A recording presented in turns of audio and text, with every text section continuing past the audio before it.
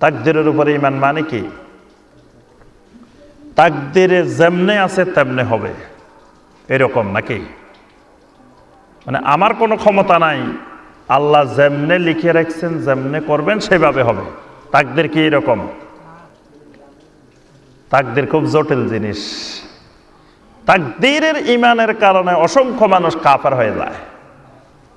তাকদীর খুব জটিল।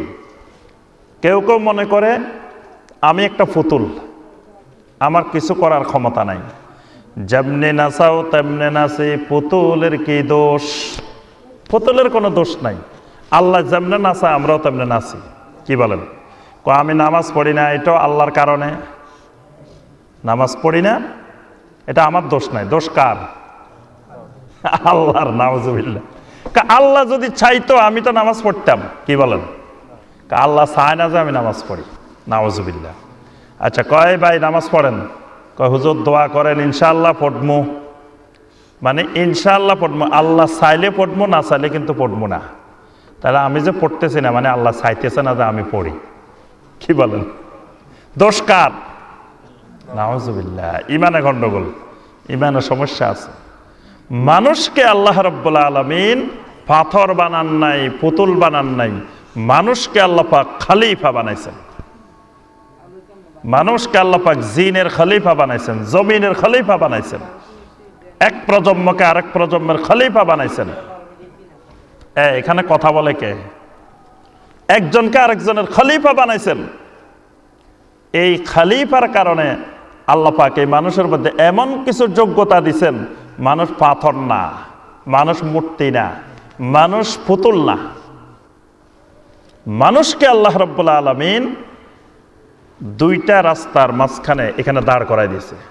দাঁড় করাই দিয়ে এমন কিছু বিষয় মানুষের মধ্যে ক্ষমতা পাওয়ার দিছেন, দিয়ে বলছেন যে এটা জান্নাতের রাস্তা, এটা জাহান্নামের রাস্তা। তুমি ইচ্ছা করলে এই রাস্তা দিয়ে জান্নাতে চলে যেতে পারো, ইচ্ছা করলে এই রাস্তা দিয়ে জাহান্নামেও যেতে পারো। তাহলে দুই দিকের যে কোনো দিকে যাওয়ার এখতিয়ার মানুষের আছে। চোর যখন চুরি করে, এখন চোরকে চুরি করার ক্ষমতাটা দিছে কে? কথা কয় না। চুরি করতে হলে কিছু বুদ্ধি লাগে, বুদ্ধি লাগে না? সে চুরি করার আগে সে খুঁজে বাইরে হইব কেমনে, ওই রাস্তা ক্লিয়ার করে আগে। তাহলে এই যে চোর ঢোকা বের হওয়া জিনিসগুলো না, এটা যদি বুদ্ধি না থাকে চুরি করতে পারে নাকি? অনেক বুদ্ধি লাগে। এই বুদ্ধিটা দিছে কে? আল্লাহ সুবহানাহু ওয়া তাআলা দিছে।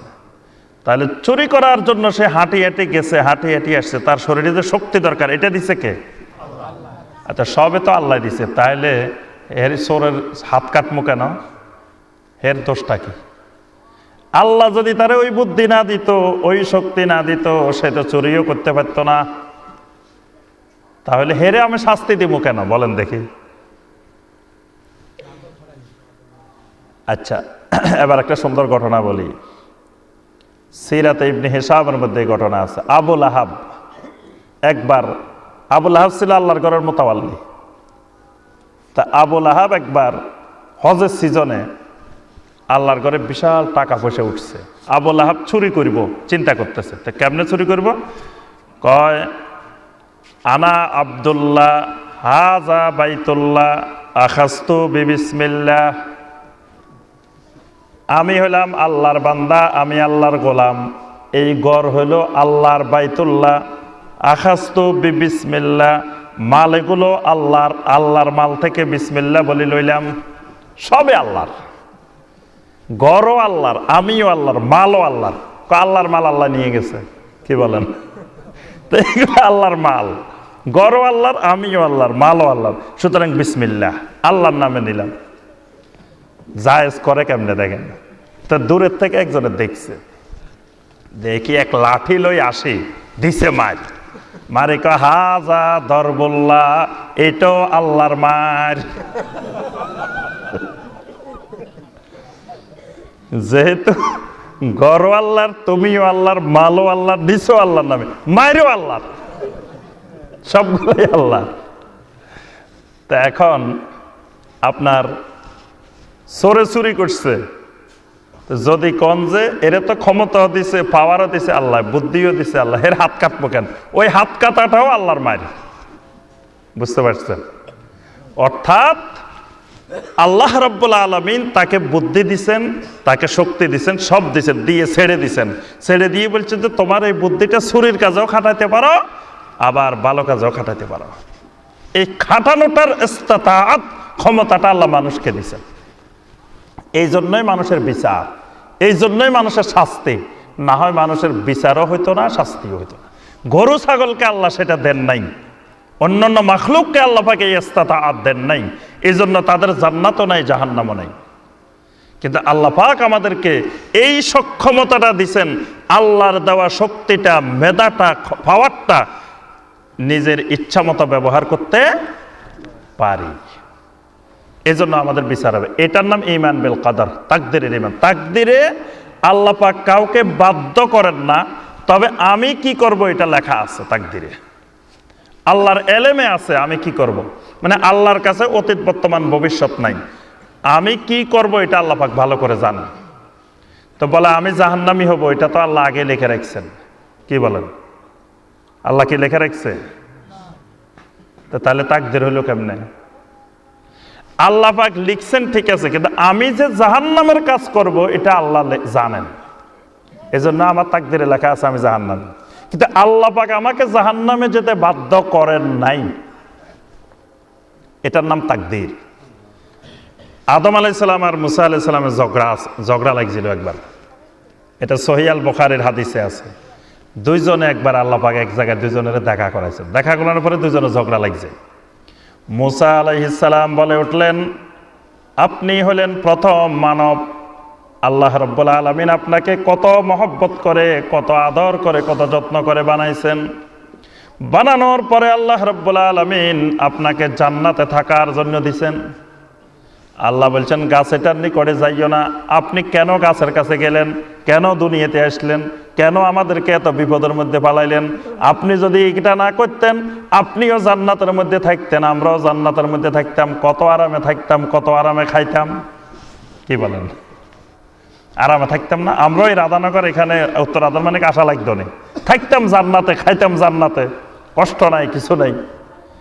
এবার মুসা আলাইহিস সালাম সব বলছে, বাপ শুনি রয়েছে, বাপ তো মুরব্বী মানুষ, এজন্য কিছু কয় না, চুপ করে শুনে রয়েছে। শোনার পরে আদম আলাইহিস সালাম বললেন, তোমার কথা শেষ হয়েছে? কয় হ্যাঁ শেষ। আদম আলাইহিস সালাম বললেন, শোনো, একটা কথা বলো, আমাকে সৃষ্টি করার কত বছর আগে তোমার তাওরাত কিতাব লেখা হয়েছে? তোমার যে তাওরাত কিতাব দিছে আল্লাহ তোমারে, এই কিতাবটা আমাকে বানানোর কত বছর আগে লেখা হয়েছে? কয় আপনাকে বানানোর 50 বছর আগে, কোন রাওয়ায়াতে আছে 50,000 বছর আগে এই তাওরাত কিতাব লেখা হয়ে গেছে। সুবহানাল্লাহ। তখন তোমার তাওরাত কিতাবের মধ্যে লেখা আছে ফাআসা আদামু রাব্বাহু ফাগাওয়া। আদমকে আল্লাহ বলছিল গাছের কাছে যাইও না, আদম সেই নির্দেশ লঙ্ঘন করছে। তখন আল্লাহ যে সময় তাওরাত কিতাবে লিখছে সে সময় তো আমার বানায় নাই। কি বলে? আদম আলাইহিস সালামকে তখন বানাইছেন, বানানোর আগে আল্লাহ লিখে রাখছেন। তো এবার বুঝো, তা আমি কি করব? আল্লাহ পাক জানেন যে আমি সেখানে যাব, এইভাবে আমি গাছের কাছে যাব, পরে আমি জমিনে আসব, এই তোমারে ফেরাউনের কাছে পাঠাইবো, তোমার এই কষ্ট করতে হবে, সবকিছু আল্লাহর এলেমে আছে। এটার নাম হলো এলমুল্লাহ। আল্লাহর এলেমটা আমাদের এলেমের মতো না। আল্লাহর কাছে অতীত নাই, বর্তমান নাই, ভবিষ্যৎ নাই। আচ্ছা, অনেকে বলে যে কয় আল্লাহর হুকুম ছাড়া একটা গাছের পাতাও নড়ে না, এরকম বলে না? এই কথা আল্লাহ পাক কোরআনে বলেন নাই। আল্লাহ বলছেন ওয়ামা তাসকুতু মিন ওয়ারাকাতিন ইল্লা ইয়ালামুহা। একটা গাছের পাতাও জমিনে ঝরে পড়ে না, যেই ব্যাপারে আল্লাহর কাছে এলেম নাই, আল্লাহ জানেন না, আল্লাহর এলেম নাই, এই রকম একটা গাছের পাতাও জমিনে ঝরে পড়ে না। মানে যেটাই জমিনে হোক আল্লাহর এলেমে আছে। এই জন্য আমাদের আকীদা হলো ওয়াল্লাহু ফিস সামা ওয়া ইলমুহু ফি কুল্লি মাকান। আল্লাহ হলেন আকাশে, কিন্তু আল্লাহর এলেম জমিনের সর্বত্র বিরাজমান। আল্লাহর জ্ঞান, আল্লাহর এলেম আল্লাহর কুদরত, আল্লাহর ক্ষমতা, আল্লাহর দৃষ্টিশক্তি, আল্লাহর শ্রবণ শক্তি, আল্লাহর জ্ঞান, এগুলো সব জায়গায় বিরাজমান।